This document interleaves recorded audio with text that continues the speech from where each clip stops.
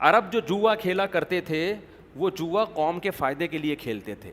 جس کے نام کا تیر نکلتا تھا وہ سارے پیسے جیت کے غریبوں میں بانٹتا تھا. وہ سمجھتے ہیں.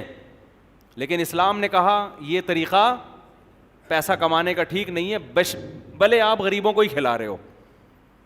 اسلام نے حکم یہ دیا کہ حلال طریقے سے کماؤ پھر صدقہ کرو.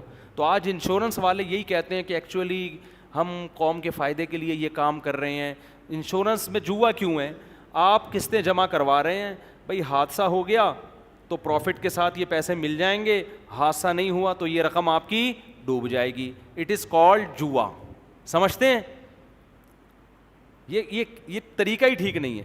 بعض دفعہ انشورنس والے کہتے ہیں اصل رقم آپ کی ڈوبتی نہیں ہے, تو پھر جوا, پھر یہ غرر ہے. غرر کا مطلب غیر یقینی بے ہے. غیر یقینی بے کا مطلب ہوتا ہے کوئی آپ نے ڈبے میں ایک چیز خریدی, پتہ ہی نہیں اس کے اندر ہے کیا, آپ نے کہا 1 کروڑ روپے کی میں لے رہا ہوں. اب ہو سکتا ہے اس میں ہیرا نکل آئے, ہو سکتا ہے اس میں سونا نکل آئے, ہو سکتا ہے اس میں ٹماٹر ہوں. تو شریعت میں یہ بھی کیا ہے, کیونکہ یہ بھی جوئے کی قسم ہے ایک طرح کی. اسلام نے کہا ہے تجارت آپس کی رضامندی سے ہونی چاہیے, آپ کو پتہ ہونا چاہیے آپ کو مل کیا رہا ہے اور سامنے والے کو آپ اس کا بدلہ کیا دے رہے ہیں. اس میں کسی قسم کی کنفیوژن نہیں ہونی چاہیے. انشورنس نام ہی کنفیوژن کا ہے. حادثہ ہو گیا تو مل جائیں گے, نہیں اب حادثے زیادہ ہو جائیں تو انشورنس کمپنیوں کا بیڑا غرق ہو جاتا ہے. صحیح ہے نا, ڈوب جاتی ہیں وہ ساری کی ساری. بعض لوگ کہتے ہیں جوئے میں بھی تو, کاروبار میں بھی تو رقم داؤ پہ لگتی ہے. ہم نے جناب دکان میں مال لے کے ڈال دیا, بکا ہی نہیں, برباد ہو گئے, تو یہ بھی تو رقم داؤ پہ لگی.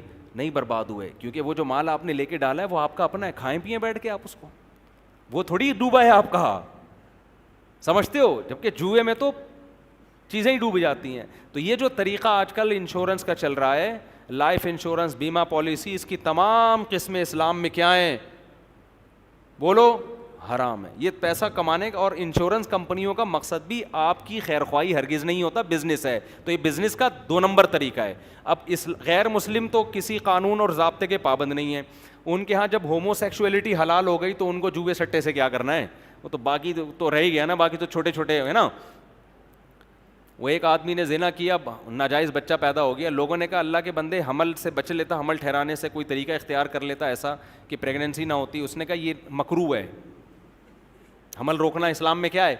اس نے کہا کمبخت جب تو نے یہ کر لیا تو مکروہ ہو کے کیا دیکھ رہا ہے تو.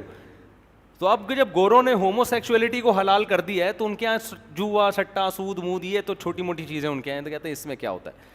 تو یہ ان کے مسائل نہیں ہیں, دنیا میں حکومت ان کی ہے, لہذا انشورنس, بیمہ پالیسیاں, پوری دنیا میں یہی طریقہ تجارت کا انہوں نے رائج کر دیا ہے.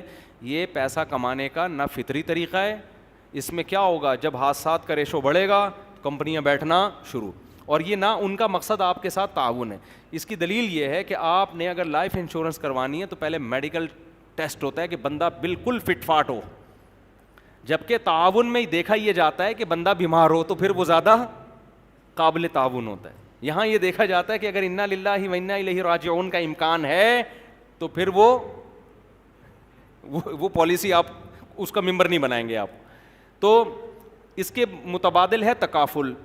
تو تکافل کو دارالعلوم کرنگی کے علماء جائز کہتے ہیں, حضرت مفتی تقی عثمانی صاحب, ہمیں اس پہ بھی کچھ تحفظات ہیں, لیکن بہرحال تکافل اس انشورنس کے نظام سے بہرحال 1000 گنا بہتر ہے. اس میں وہ خرابیاں نہیں ہیں جو انشورنس میں ہیں.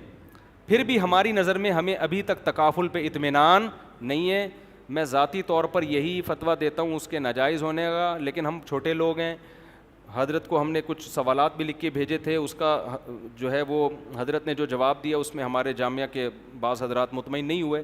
اب ایسے مسئلے میں جب اختلاف ہوتا ہے, میں تو چھوٹا آدمی لیکن جامعہ ہی کے بڑے سینئر لوگ وہ بھی اختلاف کر رہے ہیں حضرت سے اس مسئلے میں, تو ایسے مسئلے میں عوام کے پاس پھر دونوں راستے ہوتے ہیں. عوام کیا کرے بیچاری, تو عوام کے پاس کو یہ بتایا جاتا ہے بھائی احتیاط اس میں ہے کہ بچو, گنجائش اس میں ہے کہ کر لو. کیونکہ بہرحال مفتی تقی عثمانی صاحب تو خاص طور پر مالی معاملات میں تو دنیا کے ماہر ترین علماء میں سے ایک عالم ہے. تو ایسے موقع پہ پھر عوام کے یہی ہے کہ احتیاط یہ ہے کہ نہ کرو بھائی.